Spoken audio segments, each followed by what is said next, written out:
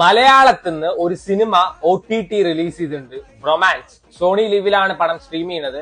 നമ്മുടെ അർജുൻ അശോകൻ, മാത്യൂസ്, സംഗീത് പ്രതാപ് ഒക്കെ അഭിനയിച്ച പടമാണ്. ഈ സിനിമയുടെ ആദ്യത്തെ 15 മിനിറ്റ് മാത്യൂസിന്റെ ഒരു വെറുപ്പിക്കലുണ്ട് മോനെ. കാണാൻ അത്രയും ക്ഷമ വേണം. സോ അതിനുശേഷം നന്നായിട്ട് പെർഫോം ചെയ്തൊന്നല്ല, പിന്നെ ശീലം ആയിക്കോളും. നമ്മൾ പിന്നെ ഈ ചെന്നൈ സൂപ്പർ കിങ്സിന്റെ ഫസ്റ്റ് 6 ഓവറൊക്കെ കണ്ടോണ്ട് ഭയങ്കര ക്ഷമയുണ്ട്. അതുകൊണ്ട് പിന്നെ കണ്ടു. സോ മാത്യൂസ് ഈ സിനിമയിൽ ഒരു ചുഴലി പിടിച്ച ഒരു ചെറുക്കനെ പോലെയാണ്. ആരെങ്കിലും ആ ചെറുക്കന്റെ ചെകിട്ടത്തിൽ 2 കൊടുത്തിട്ടുണ്ടായിരുന്നേന്ന് ഞാൻ ആലോചിച്ചിട്ടുണ്ടായിരുന്നു.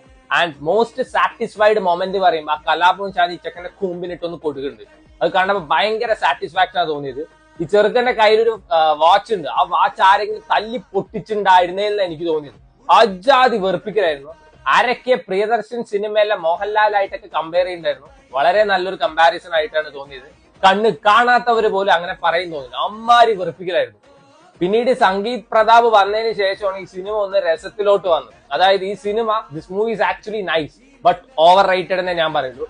അത്രയ്ക്ക് ഗംഭീരമായിട്ടുള്ള പടമായിട്ടെന്ന് എനിക്കും തോന്നിയില്ല. ചിരിക്കാൻ കുറച്ചുണ്ട്, അതുകൊണ്ട് ലോഫ്റ്റർ റൈറ്റ് എന്ന് പറയാനും തോന്നിയില്ല. It has it's moments. ഈ ഫ്രണ്ട്സ് ഒക്കെ ആയിട്ടിരുന്ന് കാണാൻ പറ്റുന്ന ഒരു 1 ടൈം വാച്ചബിൾ പടം. ഐ റിപ്പീറ്റ്, 1 ടൈം വാച്ചബിൾ പടമായിട്ടാണ് എനിക്ക് തോന്നിയത്. അല്ലാതെ ചിരിച്ച് പെടലി ഉളുക്കും, ചിരിച്ച് ഛർദ്ദിക്കും, അങ്ങനെയൊന്നും എനിക്ക് ബേസിക്കലി തോന്നിയില്ല. ഈ സിനിമയിൽ ആകെ നന്നായി പെർഫോം ചെയ്തിരിക്കുന്നത് ഒന്ന് സംഗീത് പ്രതാപും അതേപോലെ തന്നെ കലാഭവൻ ഷാജോണാണ്. സംഗീത് പ്രതാപ് കറക്റ്റ് മീറ്ററിലാണ് പിടിച്ചിരിക്കുന്നത്. അതായത് ലൗഡ് ആവേണ്ട അവിടെ ലൗഡ് ആവുന്നുണ്ട്, നോർമൽ ആവേണ്ട അവിടെ നോർമൽ ആവുന്നുണ്ട്. ഒരു അമൽ ഡേവിസ് 2.0 എന്നൊക്കെ പറയാൻ പറ്റുന്ന ഒരു ക്യാരക്ടർ. എന്താണ്, ഹരിഹര സുധൻ എന്ന പേര്, അടിപൊളിയായിരുന്നു.